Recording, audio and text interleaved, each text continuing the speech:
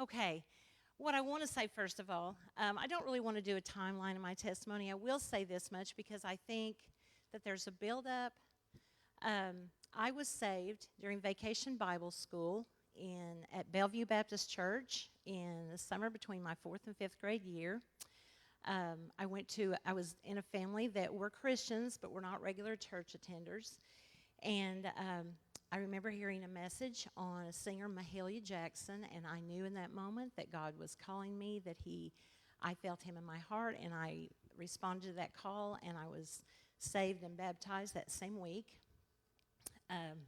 We went on and grew to be a teenager, and we went to lived in Broken Arrow, and I attended churches mainly with my friends. So I went to the Baptist church, I went to the Christian church, and but in 9th grade, my brother had gone to Falls Creek with Calvary Baptist Church in Broken Arrow, and David Jones was the youth pastor, and he came to speak to my brother, and my brother got saved, and I decided that that's where we needed to go and be together, and I wanted to be with him, and I thought that was a way of keeping him in church.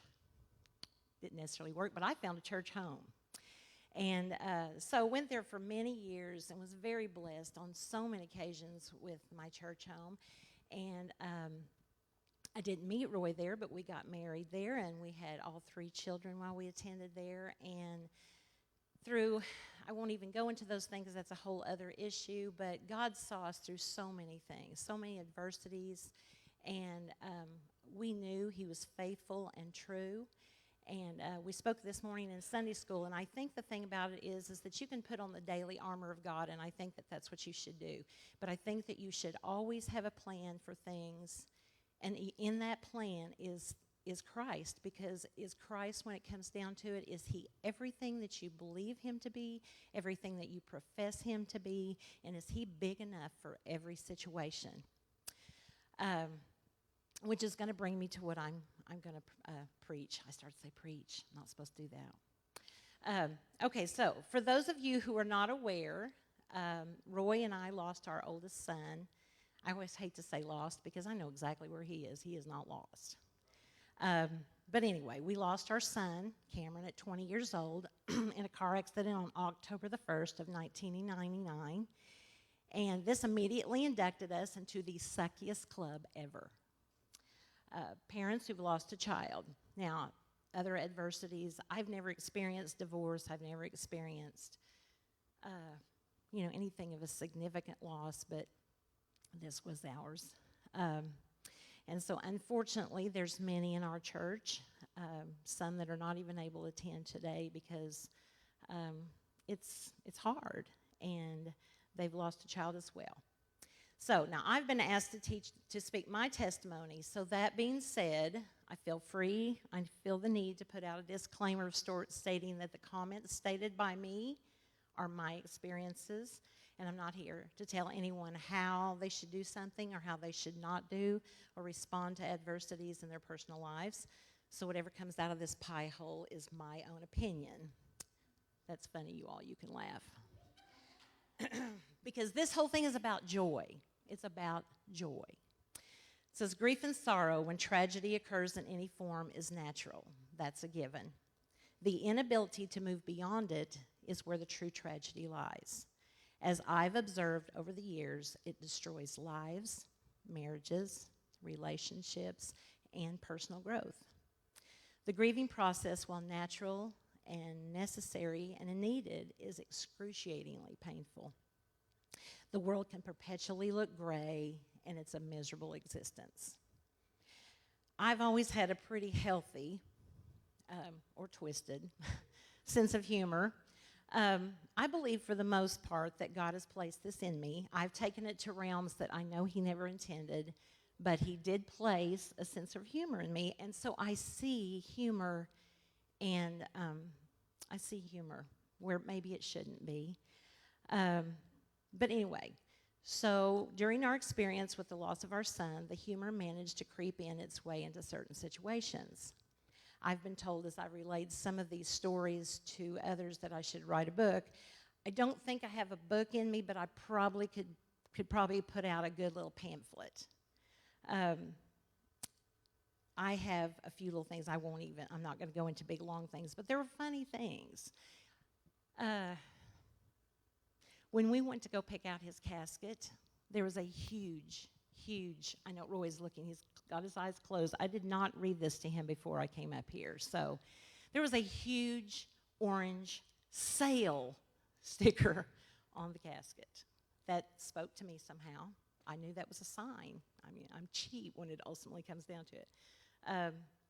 But then there's just things that, it happened in October. You know, he was on a wrestling scholarship in Kansas, and his friends brought in some things that we asked for them to. One was a pullover. He was a wrestler on their wrestling team, and they brought a pullover.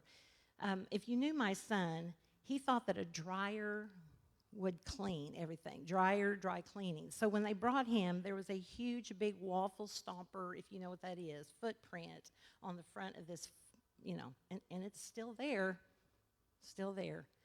And anyway, that seemed funny to me. And the fact that we went in and we said that we wanted to get him something, you know, why you stress over those things, but it's little things. But we went and we went to Walmart, was just the little Walmart, and all their stuff that we normally would have bought was already put away, and the only thing that we could find was a pair of breakaway basketball pants. And I still believe that someday when I come to meet him face to face in glory, that he's going to give me a great big hug, and he's going to pull me back and say, "Mother, you made me meet Jesus in these pants." Anyway, there was things we were concerned about underwear that I didn't buy, and that he was wonderful. Jim, down at the funeral home, he said he pulled a big drawer out and showed me, eased all my doubts and fears. I knew what my son would go into, you know, with clean underwear. Okay, now, all that stuff, one thing I do want to say is I did learn that something I would put in a pamphlet if I made it was that ham is the official grieving meat. We had a refrigerator. Why do people bring food and never eat? This is what kills me. But anyway, this is the weirdest testimony you're ever going to hear. And I think David is secretly kind of enjoying this. Anyway, we had stuff in our refrigerator for days and weeks and all this, and they say you can't have too many paper goods, and they were falling out on us. It was some kind of a Bad Lucy episode. So anyway, we took a lot of that stuff back. But people were wonderful. I mean, people ministered to us. There's been few other times in my walk that I have ever felt so completely bathed and blanketed in prayer and Jesus' love. So, honestly, the thing that I cry about is not the fact that my son is not here. It's that I was so loved. And I still look back at those times, and I think when things get hard, I think, oh, you love me. You showed me you love me. You show me continuously that you love me. So I've always heard the term joy in the midst of sorrow, and I know what that is, and that's what I experienced.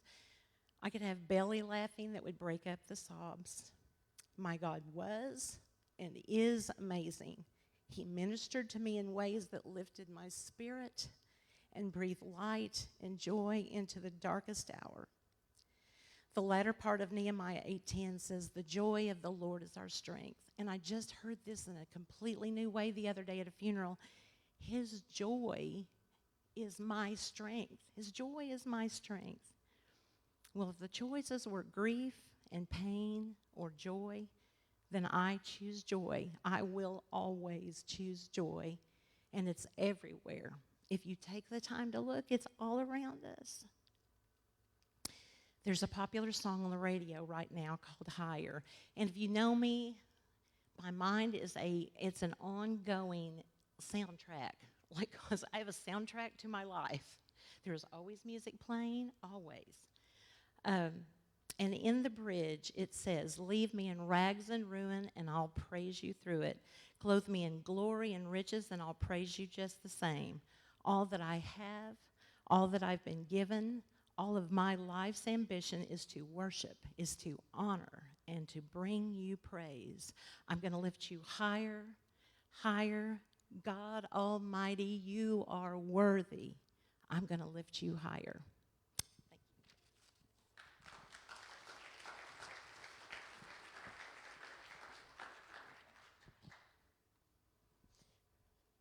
Okay. I just want to say we serve a mighty God. And I don't want to tell you my boring testimony when I came to know Christ. I was little in my bed. I cried. I said, "Here I am, Lord." That was it. I do want to tell you how he has been faithful to me my entire life.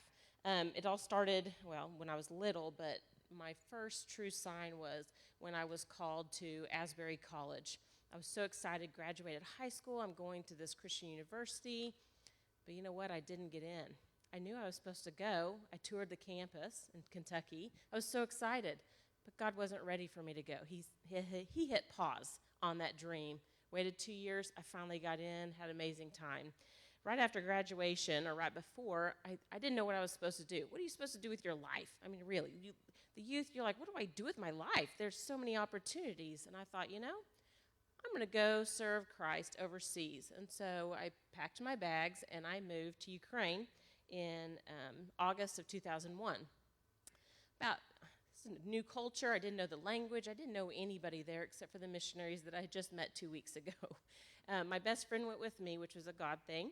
But 2-3 weeks after I show up, I'm sleeping. The missionaries said, be careful. They like to steal trailers around here.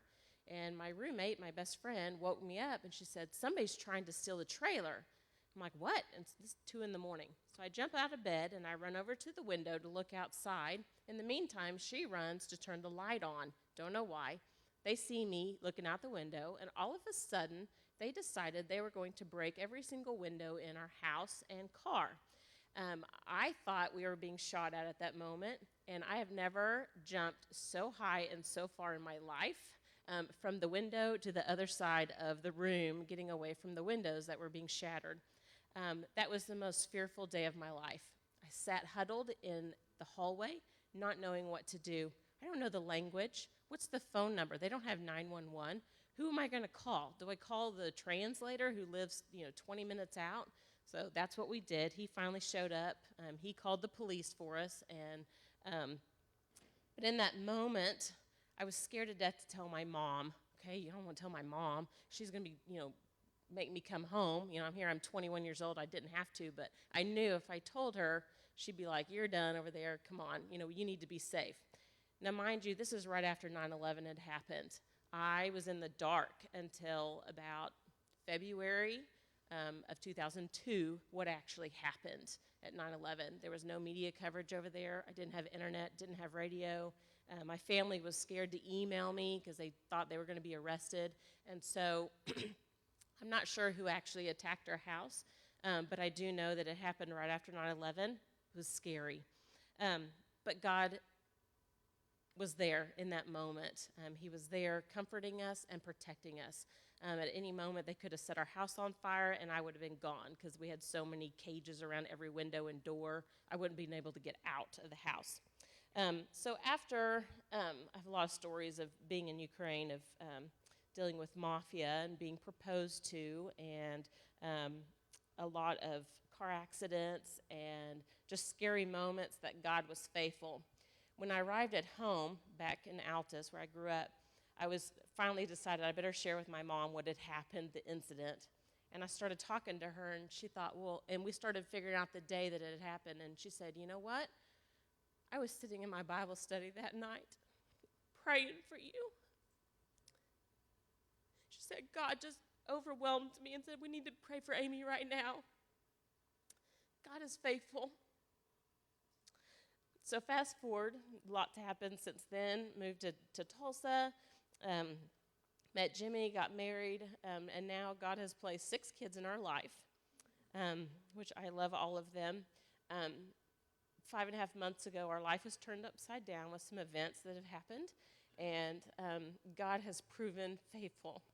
He has proven that whatever I'm going to do to the glory of God, and he's going to equip me for whatever he's called me to do. And he's called me to do some things right now that are not easy. Thankfully, it's not a death in the family. I don't ever want to have to go through that. But my thing is in life, I want to learn my lesson the first time so I can avoid future heartaches. So that is my goal. My life verse, though, is Ephesians 3:20 and 21. I wrote it because I knew I wouldn't be able to remember it up here. Now to him who is able to do immeasurably more than all we could ask or imagine, according to his power that is at work within us, to him be the glory in the church and in Christ Jesus throughout all generations, forever and ever. We can't even dream the things that he can do through us. We can't even ask big things. And so I have a sign in my bathroom, don't know why it's in my bathroom, but it says, pray big. Pray bigger than what you think you can do, because God does bigger things through us. He has taught me more through the trying times than through the easy times. And so I just ask that when you're walking through that trying time, pray big. God, do something big through this. That's what my prayer is right now. And he has been faithful in calling people to surround me in prayer, and I have felt that peace that passes all understanding through other people's prayers and through my prayers. And so, first of all, learn your lesson the first time. Second of all, pray big, and you will be blessed beyond measure. Thank you.